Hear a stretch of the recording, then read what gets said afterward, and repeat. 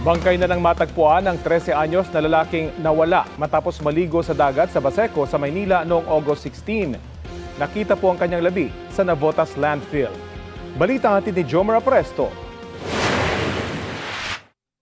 Mel, sorry. Ang bata mo pa.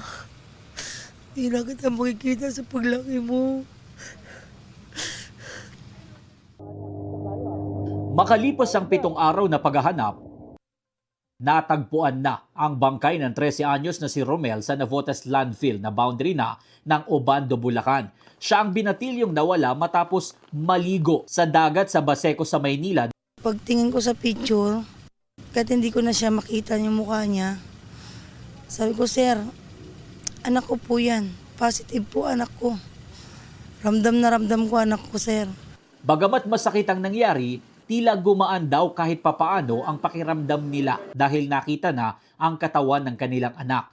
Ngayon, patunayan ko na nawala na siya. Hindi yung nanguhula ako na kung buhay ba o patay na. Sana bigyan mo ko ng lakas na matanggap ko lahat.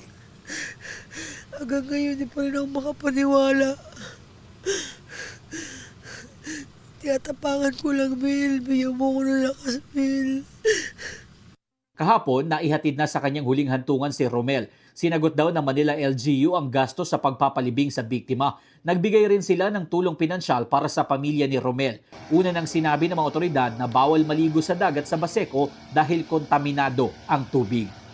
Jomar Apresto nagbabalita para sa GMA News.